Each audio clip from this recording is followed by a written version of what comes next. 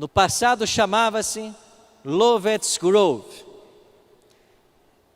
E antes que nós nos chamássemos adventistas,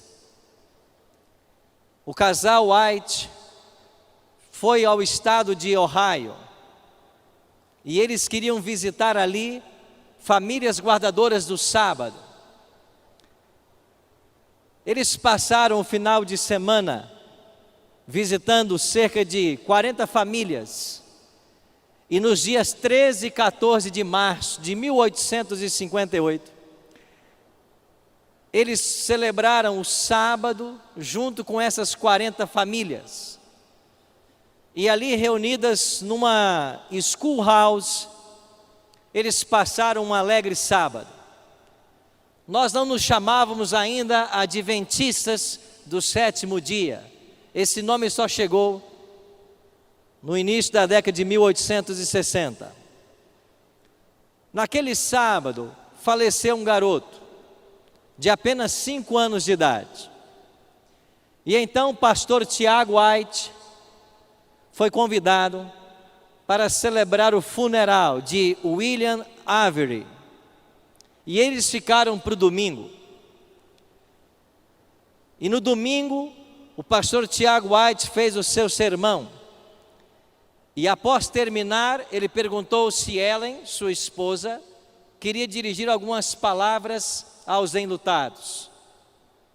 Ellen disse que sim, mas quando ela começou a falar, ela foi tomada em visão.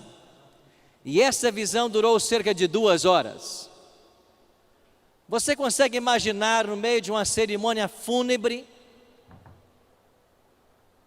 a profetisa em visão, e agora todos têm que esperar, terminar a visão, para dar prosseguimento à cerimônia?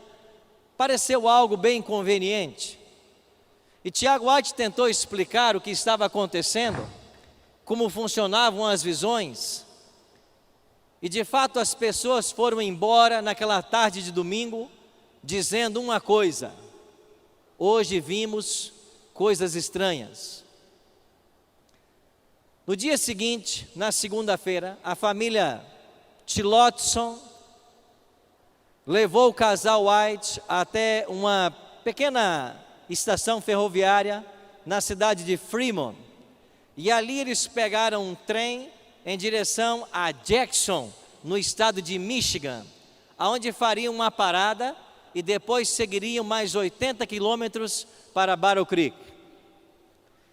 Dentro do trem, Ellen G. White teve tempo para conversar com Tiago a respeito do que ela vira durante a visão no dia anterior.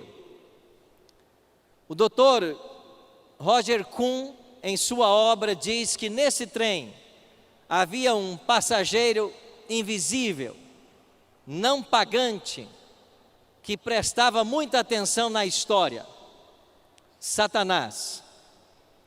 E quando Satanás ouviu as palavras de Ellen a respeito da visão, era uma descrição da origem do pecado no universo, do grande conflito ao longo da história e de como ele vai terminar. E quando o diabo percebeu que toda a sua estratégia seria revelada nas visões que Deus havia concedido a esta mulher, na ocasião com cerca de 30 anos, Ellen G. White, o diabo se propôs a não deixar que a visão fosse divulgada. E quando o casal chegou na casa dos amigos Dan e Abigail Palmer, em Jackson, não está funcionando para mim, passe por favor o próximo slide. Quando eles chegaram na casa de Dan e Abigail Palmer, em Jackson, Ellen G. White foi acometida de uma paralisia. E posteriormente ela escreveu: uma sensação estranha e fria atingiu meu coração. Passou pela minha cabeça, desceu pelo meu lado direito. E por um tempo fiquei insensível, mas fui despertada pela voz de sincera oração. Tentei usar meu braço e membro esquerdos, mas eles eram perfeitamente inúteis. E ela ficou tão abatida que achou que seria seu fim. Achou que morreria a 80 quilômetros de casa. Achou que nunca mais veria seus filhos. Mas Deus levantou sua profetisa. Tiago White a ajudou no trajeto até Battle Creek. E quando lá chegou, ela estava tão enferma, mas Deus disse que ela precisava escrever o que ela havia visto. Passa para mim. E aí na sua casa em Battle Creek, ela escrevia uma página por dia e descansava 3 dias. Escrevia mais uma página e descansava mais 3 dias.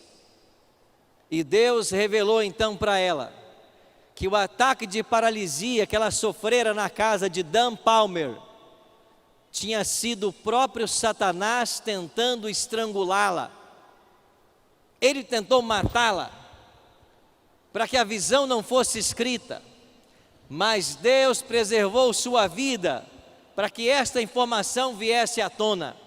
E no mês de setembro daquele ano, saiu o que nós chamamos de Spiritual Gifts, volumes 1 e 2, que depois veio a ser traduzido como A Grande Controvérsia entre Cristo e Satanás. Um manuscrito de 219 páginas, desmascarando a obra de Satanás e dando para nós uma visão clara do grande conflito. Nos anos posteriores, Ellen G. White terminou os volumes 3 e 4 de Spiritual Gifts e escreveu 4 volumes, chamados O Espírito de Profecia. E depois eles foram atualizados. E a partir de 1888, nós temos a publicação daquilo que nós chamamos a série do grande conflito. O desejado de todas as nações, patriarcas e profetas, profetas e reis e Atos dos Apóstolos. O que sabemos sobre a origem do mal nesse universo? Nós temos que recorrer aos profetas Isaías e Ezequiel. Lá nós temos um vislumbre de como o mal chegou em nosso universo. O profeta diz: como caíste do céu, ó estrela da manhã. E no verso 13, tu que dizias no teu coração: eu subirei ao céu, acima das estrelas de Deus, exaltarei o meu trono. Apocalipse diz que por causa dessas pretensões no coração desse anjo, houve uma batalha no céu, e Lúcifer foi expulso, e ele arrastou consigo a terça parte dos anjos de Deus. Ellen G. White amplia um pouco a visão, e ela diz que Deus, em sua grande misericórdia, suportou longamente a Satanás. Reiteradas vezes lhe foi oferecido perdão, sob a condição de que se arrependesse e se submetesse, mas ele jamais aceitou. E ela diz ainda: havendo perdido sua posição nas cortes celestiais, Satanás ainda solicitou para ser readmitido no céu, mas Cristo lhe disse que isso seria impossível. O próprio Satanás deixou a presença de Cristo, plenamente convencido de que não havia possibilidade de ser reintegrado no favor de Deus. E uma vez que ele perder a chance de continuar na presença de Deus, ele tornou-se o grande inimigo. E a partir daí, a sua estratégia foi revelada. E o que nós sabemos sobre a sua estratégia ao longo da história? Apocalipse 12 diz: ai da terra e do mar, porque o diabo desceu até vós, sabendo que pouco tempo lhe resta. E a estratégia do diabo hoje é trabalhar com opostos. Ou ele procura levar as pessoas à satisfação e ao prazer, e como resultado disto, nós temos uma sociedade hedonista, que vive apenas pela busca do prazer. Se me dá prazer, isto eu quero. E ele mantém muitos aí, ludibriados pelo prazer, pela aventura. Mas ele leva para um outro extremo. Ele traz tragédias, catástrofes, misérias. E ele mantém outros cativos do sofrimento. E a religião, que deveria ser um norte para todos nós, a igreja, que deveria estar para orientar as pessoas dentro desse grande conflito, acaba tornando-se uma verdadeira Babilônia. E cada igreja aponta numa direção, cada igreja dá uma versão, cada igreja apresenta a sua versão para o fim. Oxford listou recentemente 34 mil religiões cristãs. E é por isso que você está aqui nessa manhã. Porque nós, como igreja adventista, não somos mais uma igreja. Nós somos a igreja. Porque Deus colocou sobre os meus ombros e sobre os seus ombros uma sagrada responsabilidade. Não existe outra igreja na face da terra que tenha uma visão tão clara a respeito do grande conflito, como ele se desdobra e como ele vai ser concluído. E nós temos uma missão profética de nos unirmos ombro a ombro e advertirmos o mundo a respeito do fim e da volta de Cristo. Ellen G. White tem 2 textos que eu queria ler com vocês. O primeiro deles em Testemunhos Seletos, volume 2. Não temos tempo a perder. O fim está o quê, irmãos? Próximo. Segundo a luz que me foi dada por Deus, diz ela, sei que as potências das trevas estão trabalhando com intensa energia que procede de baixo, e a passos furtivos vai Satanás avançando para se apoderar dos que agora se acham distraídos, qual lobo que se apodera da presa. Muitos estão ensinando que o diabo não existe, muitos estão fazendo brincadeira com ele, mas ele está furtivamente desenvolvendo sua obra e levando milhares à ruína, e nós não temos tempo a perder. E ela faz uma outra advertência em Testemunhos Seletos, no volume 3. Os membros da igreja devem estar sempre prontos para entrar, quando, amigos? Imediatamente em ação. Aonde quer que vejamos o trabalho por fazer, devemos lançar-nos a ele e executá-lo, olhando para quem? Para Jesus, constantemente para Jesus. E se cada membro fosse um missionário vivo, o evangelho seria rapidamente proclamado em todos os países, a todos os povos, nações e línguas. Mateus 24:14 se cumpriria, e então Jesus voltaria. Por isso eu e você estamos aqui nessa manhã. Nós somos os membros desta igreja, e o apelo para mim e para você é que nós sejamos um missionário vivo, aonde quer que estivermos. Aí temos que ser um missionário. E Deus tem pressa em sua obra. O Espírito Santo está trabalhando de forma extraordinária. E Ele está precisando de homens e mulheres que se coloquem ao seu dispor para uma obra sobrenatural. Outro dia eu recebi uma ligação da Bahia. Um senhor disse assim: Pastor Arilton, o senhor pode vir até aqui na nossa cidade, me batizar?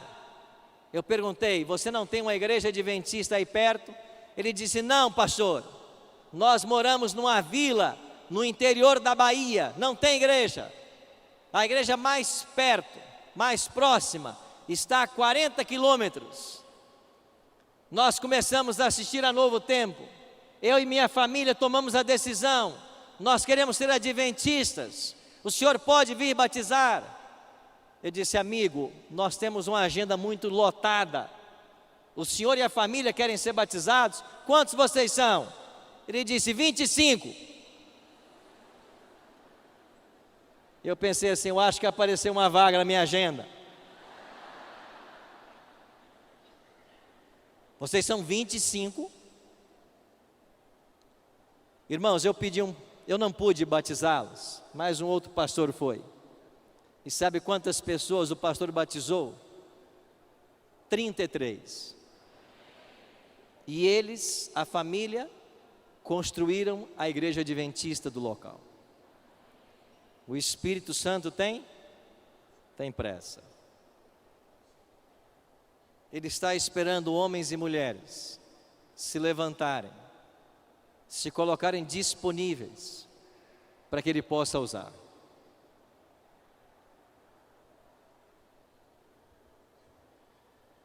Eu queria mostrar para vocês um convite. Isso é um convite de Semana Santa. Ele foi distribuído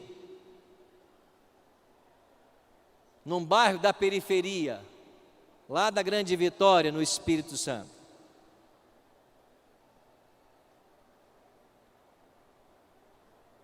E esse convite chegou na mão de um garoto de 13 anos. Eu me lembro como se fosse hoje. Era um domingo à noite. Eu estava em casa, estava chovendo, e eu assistia Os Trapalhões, que era um programa que eu gostava. Esse convite chegou na minha mão. Alguém disse: hoje começa um programa especial aqui no bairro, a respeito da vida de Cristo. E embaixo do convite estava escrito: a vida em sua morte. Eu disse: eu não vou, está chovendo muito, estou vendo meu programa favorito. Mas eu fiquei olhando para aquele convite e algo tocou meu coração. E eu deixei a minha casa, enfrentei uma rua que já estava alagada e fui para um salão. E lá eu encontrei um médico, ancião dessa igreja, que mesmo tendo uma agenda muito concorrida, separava tempo para falar do amor de Cristo. Seu nome, Dr. Emanuel Ruela. E esse homem alto, um pouco corcunda, falava do amor de Deus como eu jamais tinha ouvido. E todas as noites, ele foi cativando meu coração. Eu fiz um estudo completo com eles, chamado Encontro com a Vida. E quando foi em setembro daquele ano, eu me batizei e aceitei a Cristo como meu Salvador. O evangelismo desse médico, ancião de igreja, durou 60 noites. Mas nas 60 noites, ele levou o batismo apenas um garoto de 13 anos.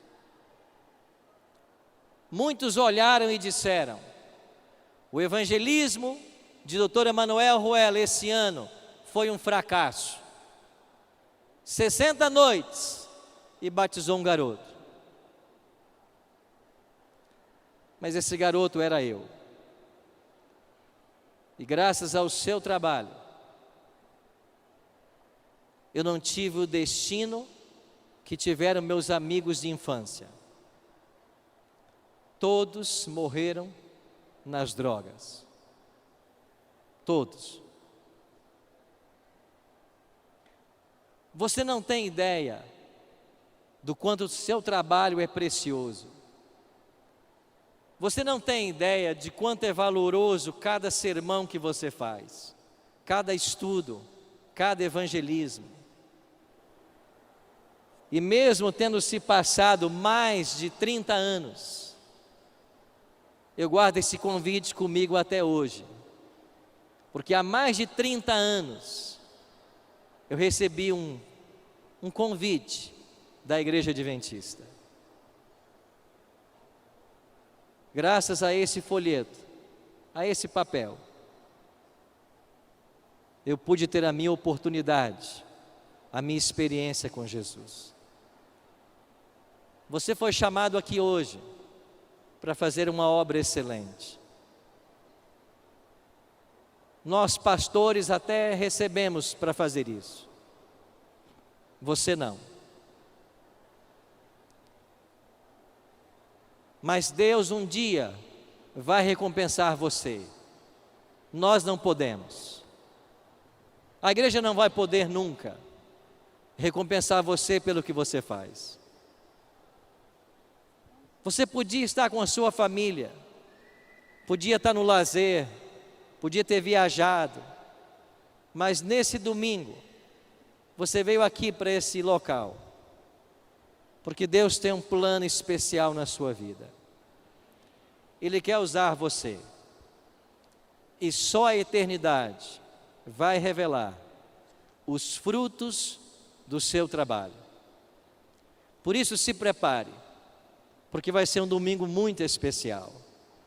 E se nós nos colocarmos à disposição de Deus e de seu Espírito, nós veremos milagres acontecerem.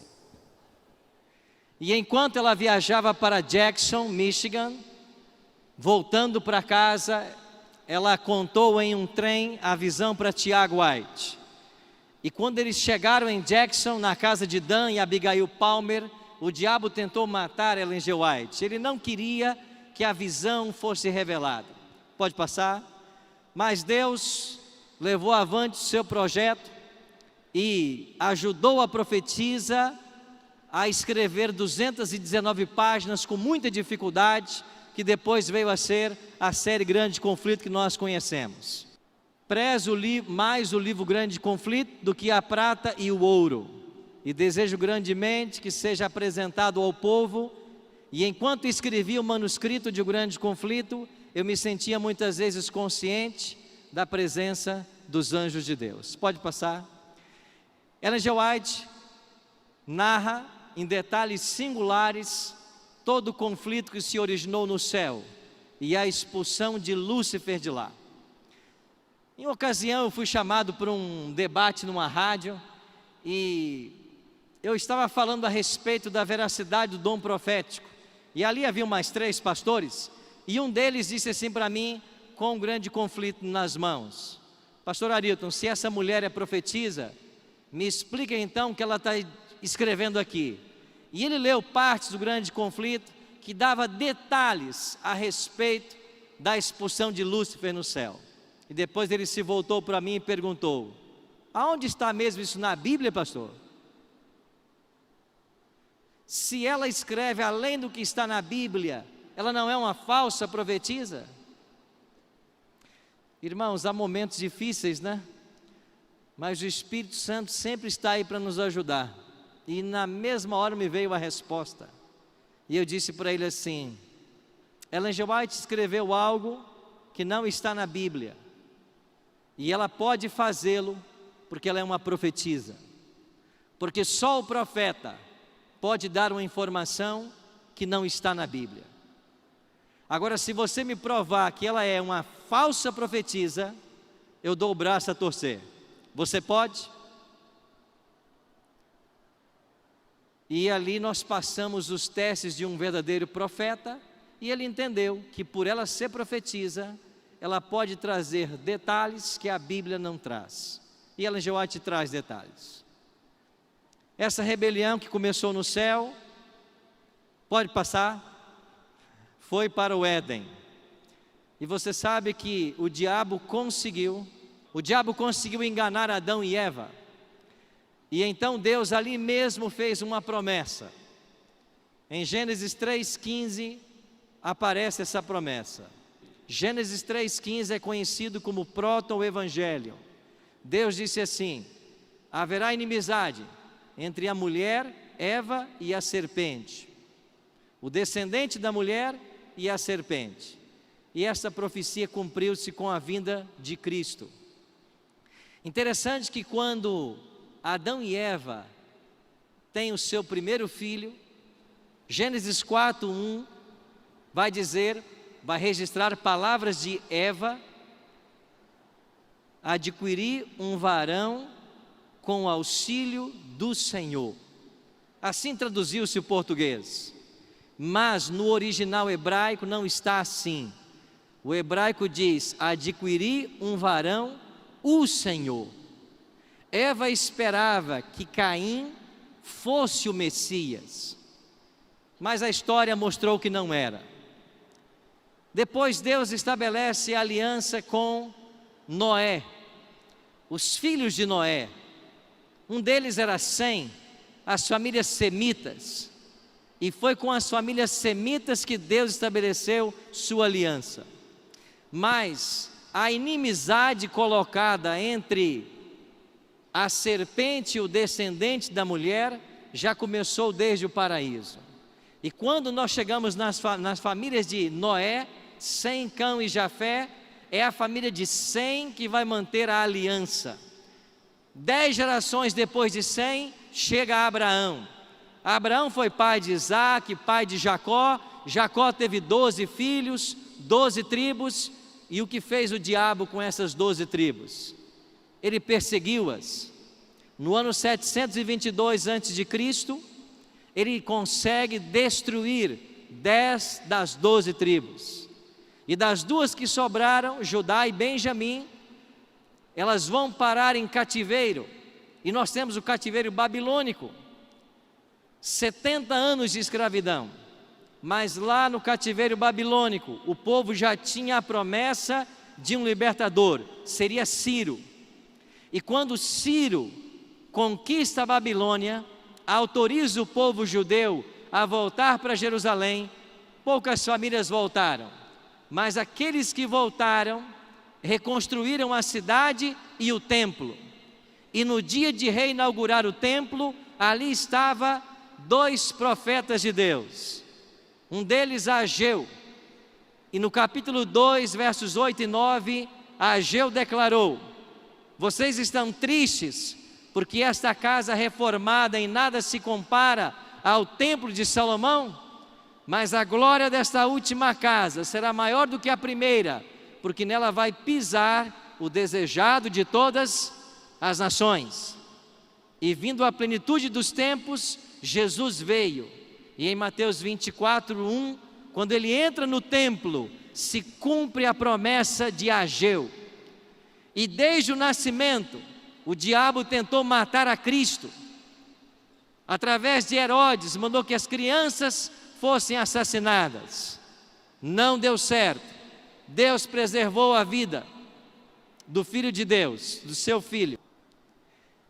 Na cruz, o diabo achou que havia se tornado vitorioso. E quando Cristo foi colocado no sepulcro na sexta-feira, os demônios se apinharam em torno da sepultura dele. E era a intenção de Satanás que Jesus nunca mais saísse daquele sepulcro. Mas você conhece a história. Um poderoso anjo veio do céu, removeu a pedra e então disse: filho, teu pai te chama. E Cristo, pelo poder que havia nele, se ressuscitou. E quando Cristo vence a morte, ele vence Satanás, e ele agora pode estender a vida eterna para todas as pessoas que o aceitarem como Salvador. Quer tentar, por favor? Aqui deu certo? Ok. Agora, uma vez que Satanás não conseguiu destruir a Cristo, nem mantê-lo na sepultura, o ódio dele se volta contra a igreja de Cristo. É o que vai dizer Apocalipse 12, verso 6. Depois 12, 17. O diabo irou-se contra os seguidores de Cristo. E logo no ano 67, 2 baluartes da igreja cristã primitiva, Pedro e Paulo, são mortos por ordem de Nero. No ano 70, Jerusalém foi destruída. E do ano 72 até o ano 80, os judeus escravizados na destruição de Jerusalém foram forçados a construir o Coliseu Romano. E quando o Coliseu foi inaugurado, morreram 10.000 animais selvagens e 5.000 cristãos nos meses de festa inaugurando o Coliseu. Até hoje o Coliseu permanece como um símbolo de milhares que ali depuseram suas vidas por amor a Cristo. Mas Apocalipse 12 diz que essa perseguição à mulher duraria 1260 anos. E nesses 1260 anos, o diabo perseguiu aos que buscavam ser leais à palavra de Deus. Podemos mencionar entre eles os valdenses, os albigenses, os huguenotes, um povo pacífico que buscava seguir a vontade de Deus e sua palavra. Foram perseguidos e mortos. No século XII, o diabo estabeleceu, quem sabe, o seu pior estratagema, o Tribunal do Santo Ofício. E nesse tribunal, as pessoas eram declaradas hereges pelo simples fato de não aceitarem a autoridade da igreja romana e por desejarem manterem-se leais à palavra de Deus. Existem historiadores que afirmam que nesses 12 séculos morreram cerca de 150 milhões de cristãos. O diabo perseguindo todo aquele que amava a Bíblia e ao Senhor Jesus. O grande conflito se intensificou na história. Cristo mesmo declarou que se esses dias não fossem abreviados, nenhuma carne se salvaria. E o que trouxe a abreviação, as perseguições da Idade Média, foi o movimento da Reforma Protestante. Mas antes que a Reforma chegasse, aí nesse mesmo prédio, na cidade de Constança, na Alemanha, foram condenados à fogueira John Hus e Jerônimo de Praga. E quando chegamos na Reforma Protestante, o maior expoente desse movimento, Lutero, também foi severamente provado. E Lutero foi chamado a Worms para defender a sua visão. E a igreja romana queria que ele renunciasse àquilo que ele ensinava em seus livros. E lá em Worms, a igreja intencionava matá-lo. Mas por ajuda ou com a ajuda de Frederico, o sábio da Saxônia, Lutero foi sequestrado e levado para um castelo onde ele passou 10 meses em segurança. Aí está o castelo de Wartburg. E esse Frederico sábio era apaixonado com a causa de Lutero. E ele disse para os seus soldados: eles vão matar Lutero, para que não matem, vocês o sequestrem e coloquem ele nos meus domínios, mas num local aonde eu não saiba, porque se eles descobrirem o meu apoio e me torturarem, eu não poderei entregá-lo. E por 10 meses Lutero ficou aí, oculto nesse castelo, de onde traduziu o Novo Testamento para o alemão. E quando todos pensavam que Lutero estava morto, o povo estava tendo a Bíblia na sua língua. O autor de Hebreus capítulo 11 diz que todos esses que morreram ao longo da história eram homens dos quais o mundo não era digno. E quando nos aproximamos do fim agora do grande conflito, Ellen G. White faz uma previsão. No grande conflito, na página 48, ela escreveu: haja um reavivamento da fé e do poder da igreja primitiva, e o espírito de opressão reviverá, reacendendo-se as fogueiras da perseguição. Amigos, o que está diante de nós nesse grande conflito? Deus vai levantar dentro dessa igreja um tremendo movimento, que vai ser liderado pela chuva serôdia. Sinais maiores que os apóstolos fizeram voltarão a acontecer. E quando esses sinais começarem a acontecer, quando as 3 mensagens começarem a ser pregadas no poder do Espírito, as perseguições voltarão. Mas quem está preocupado com perseguição? Nós devemos estar preocupados em estar prontos para receber esse poder. Porque finalmente, quando concluir-se a história humana, todo ser humano vai ser possuído por um Espírito. E aqueles que não forem possuídos pelo Espírito Santo, na chuva serôdia, serão possuídos pelos espíritos demoníacos. Porque os 4 anjos soltarão os ventos, e o ser humano ficará entregue à mercê de Satanás. E Satanás fará com estes agora, sem a proteção divina, o que bem lhe entender. E eu fico pensando, se num tempo onde o Espírito atua como hoje, nós testemunhamos as maiores atrocidades acontecerem, o que vai acontecer quando o Espírito finalmente se retirar da terra?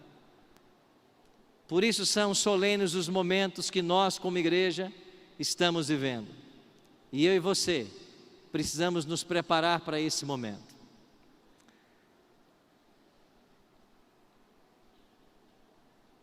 Último, passa para mim, por favor. Ok.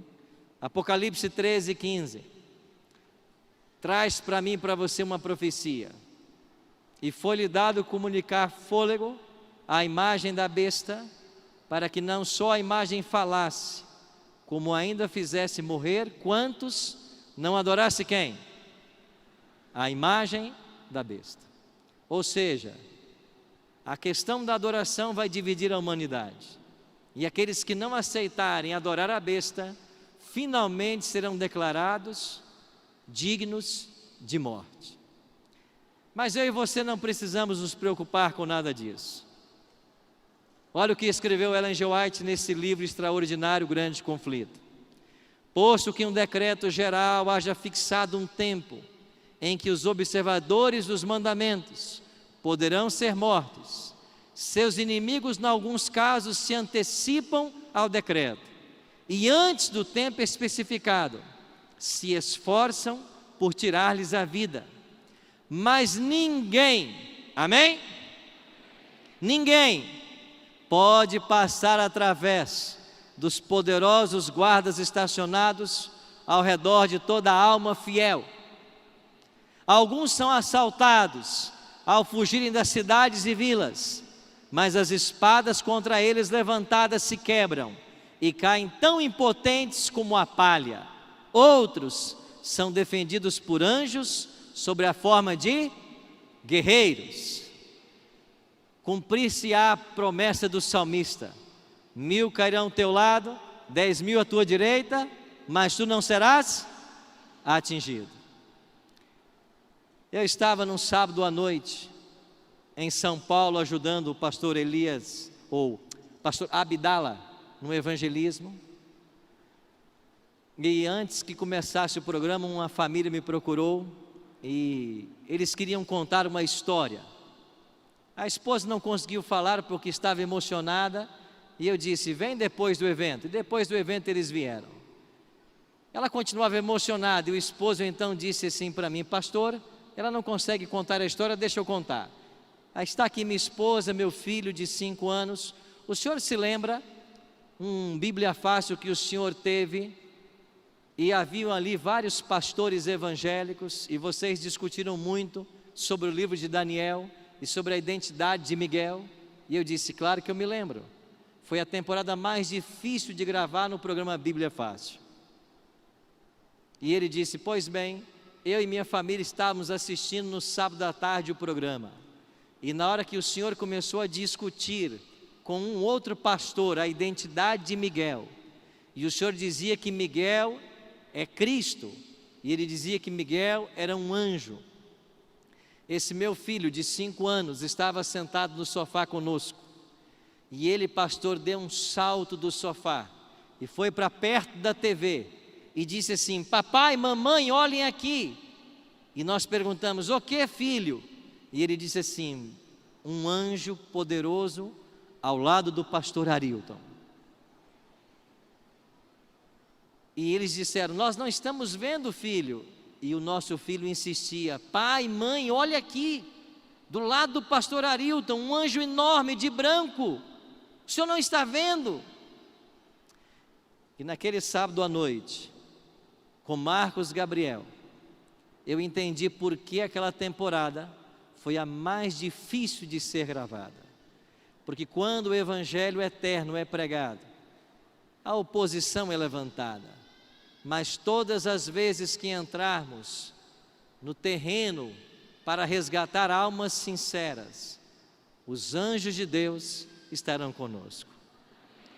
Você colocou um desafio no papel esta manhã.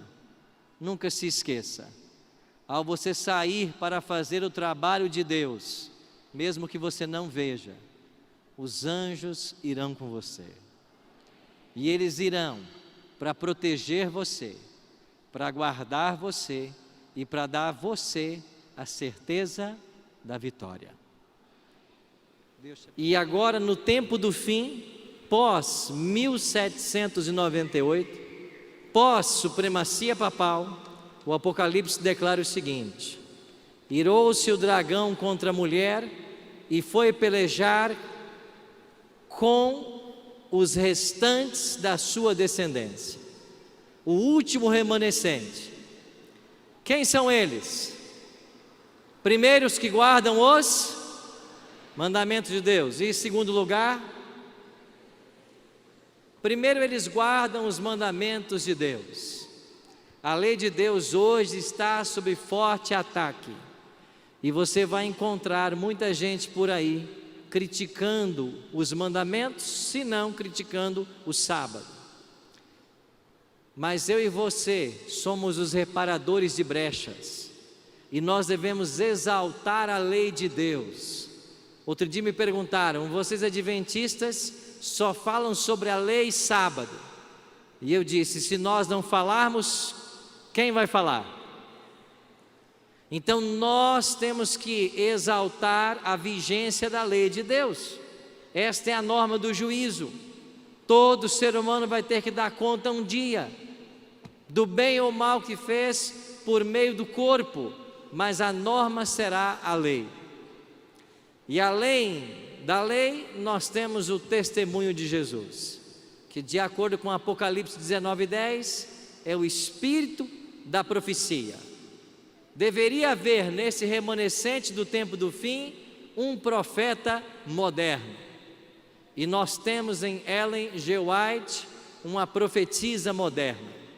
Todos os testes da Bíblia, quando aplicados a Ellen G. White, ela passa em todos eles. A igreja adventista não é mais uma igreja, como eu disse hoje pela manhã. Ela é a igreja remanescente. Deus vai usar os sinceros desta igreja para concluir a pregação do Evangelho. E eu e você estamos aqui porque nós queremos estar entre estes que vão dar à trombeta o sonido certo. Agora nós estamos passando por uma crise de identidade dentro da igreja.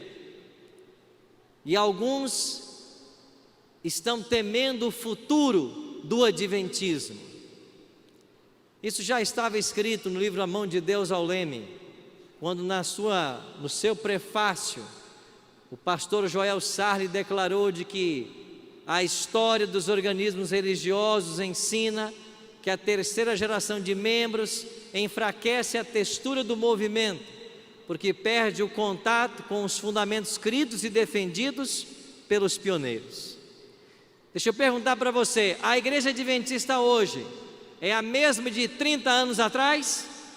Não. E por que não é?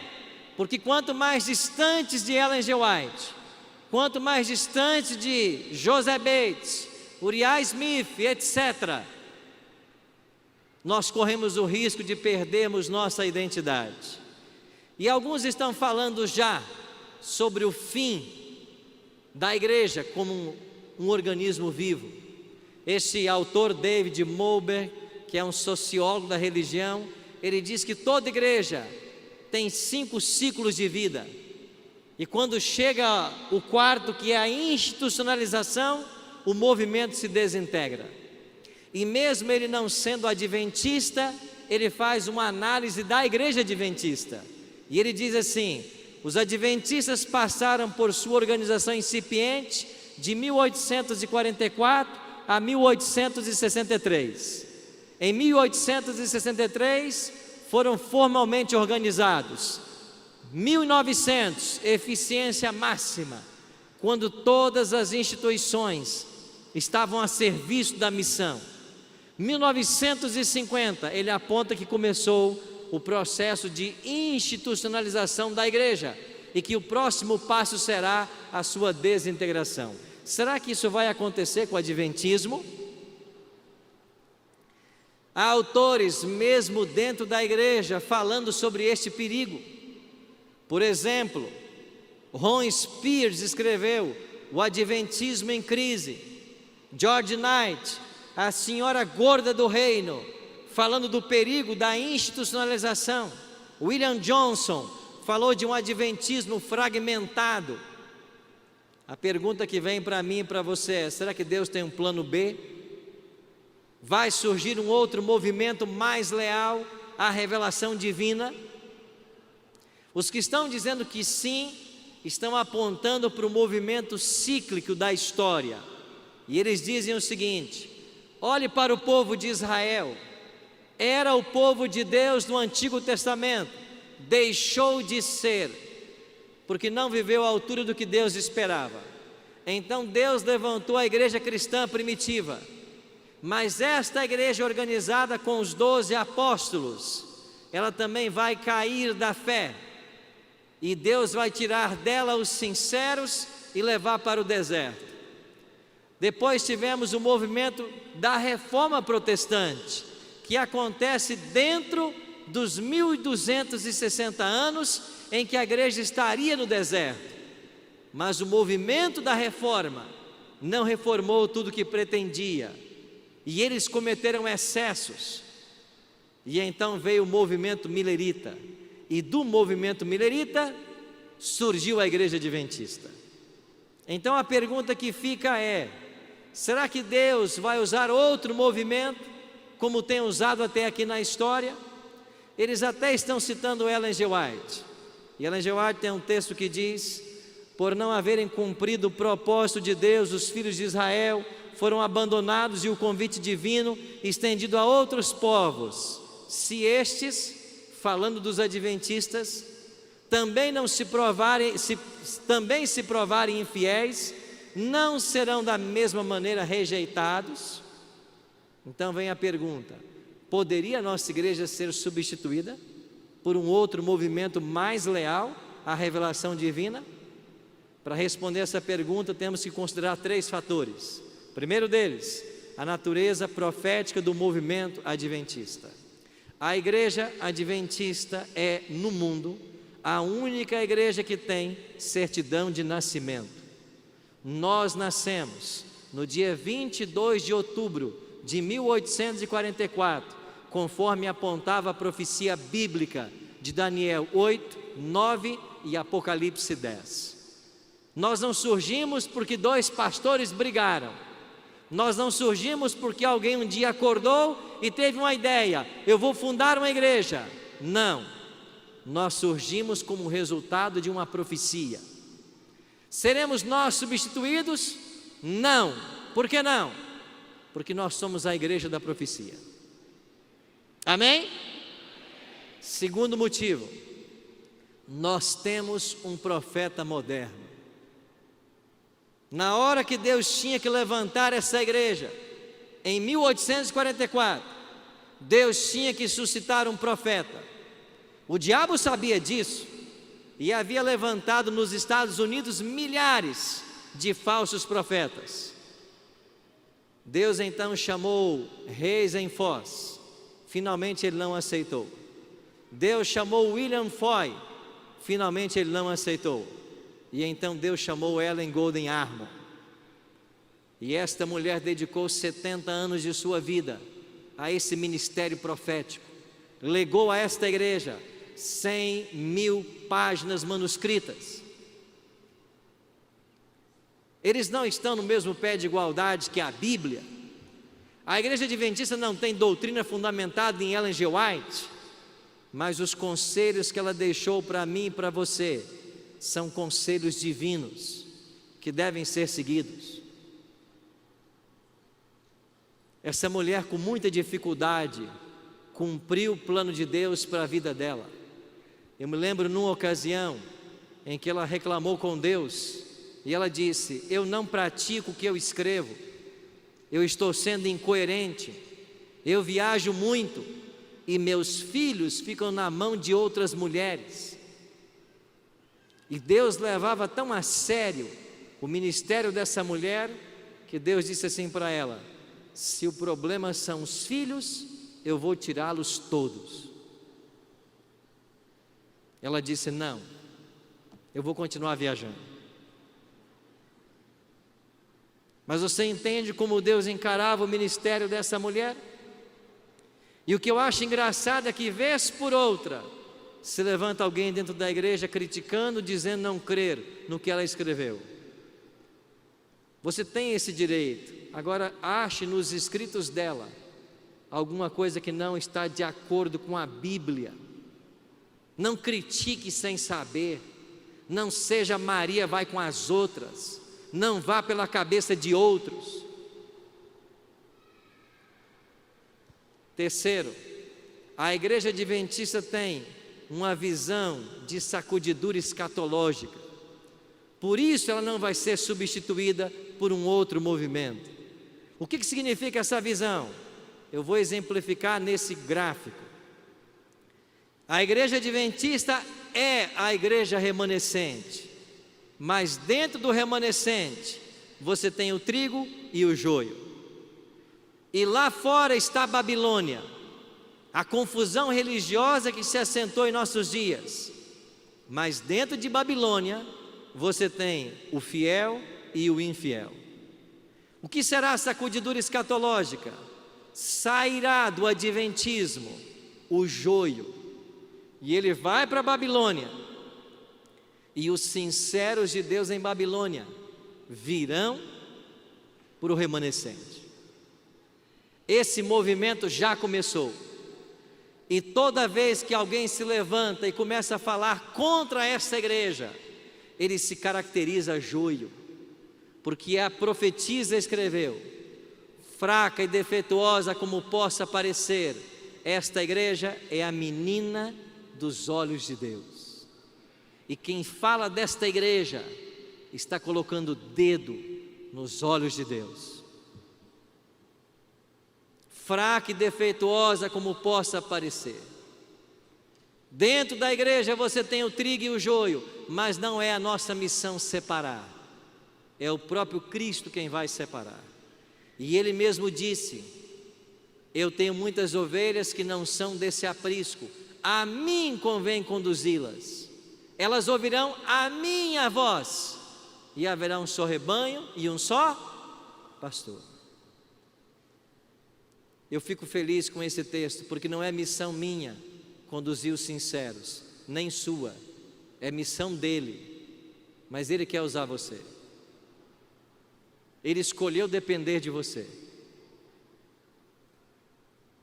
Para o Bíblia Fácil, as pessoas se inscrevem mandando vídeos.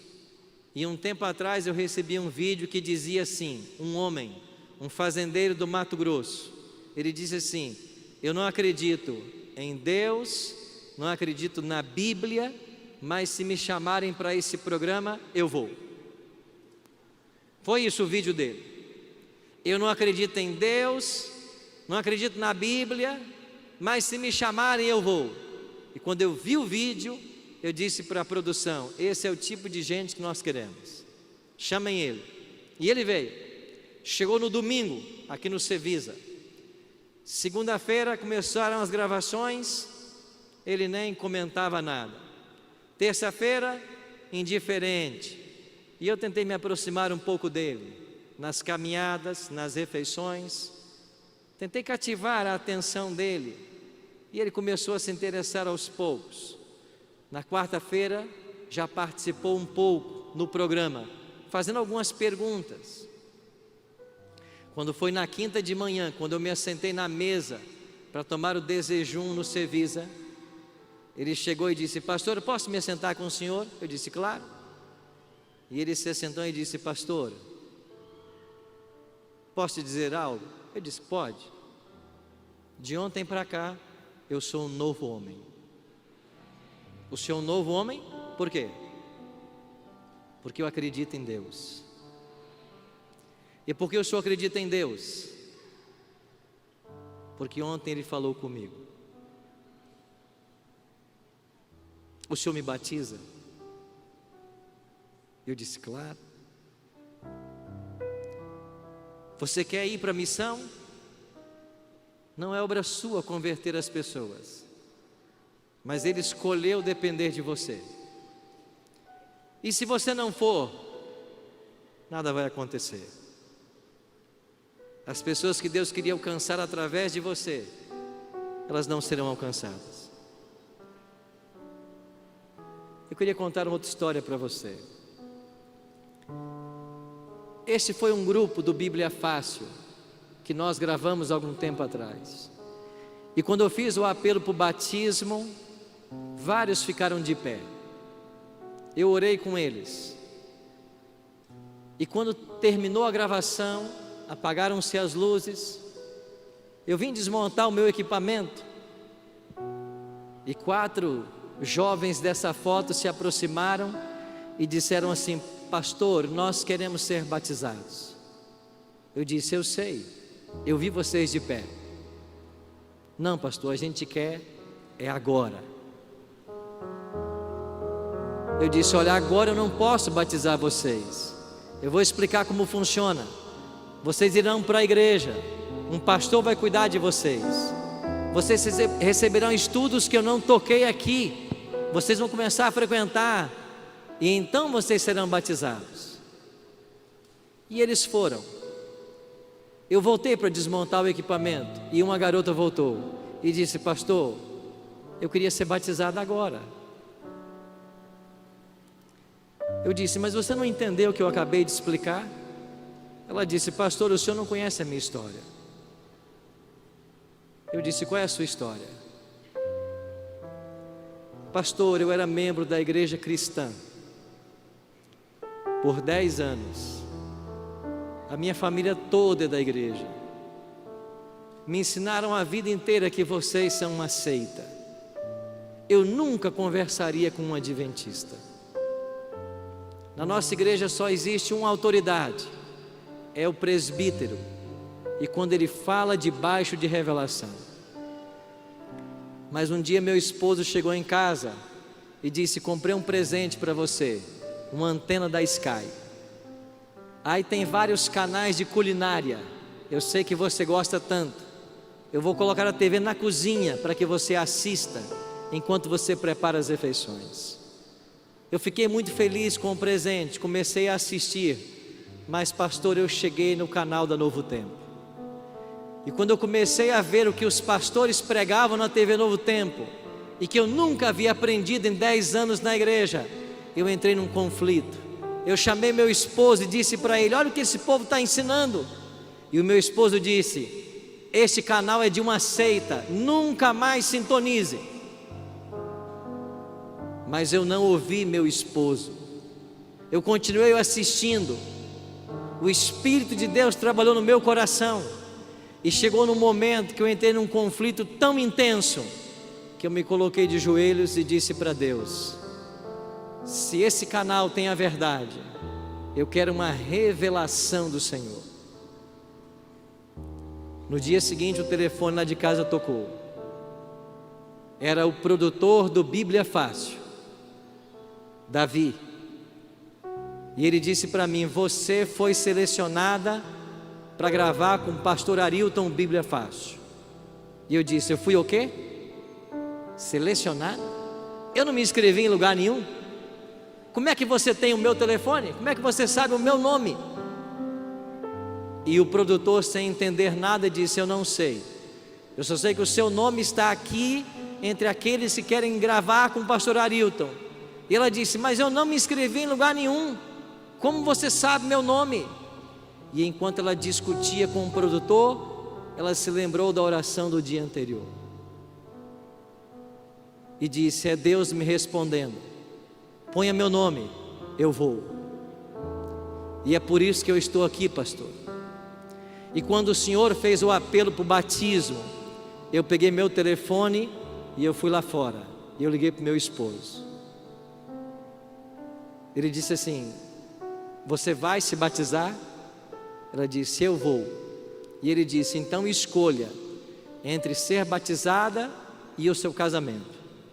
Se você se batizar, não precisa voltar para casa. O casamento está acabado. E eu disse para o meu esposo: pastor, você está pedindo para mim escolher entre você e Cristo? A escolha está feita. Eu fico com Jesus. Pastor, eu não tenho mais esposo. Eu não tenho mais casa para morar. A minha família certamente vai me abandonar. E o senhor não vai me batizar? Na mesma hora eu desci para a piscina e batizei essa garota. Ela voltou para casa. O esposo perguntou: você se batizou? Ela disse: sim. Aqui não é sua casa mais então. E ela foi expulsa de casa.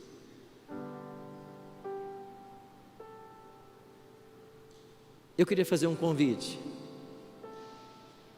Tem alguém nessa tarde que ainda não passou pelo santo batismo, mas você está aqui porque você tem no seu coração desejo de servir a Cristo e de ajudar a salvar outros.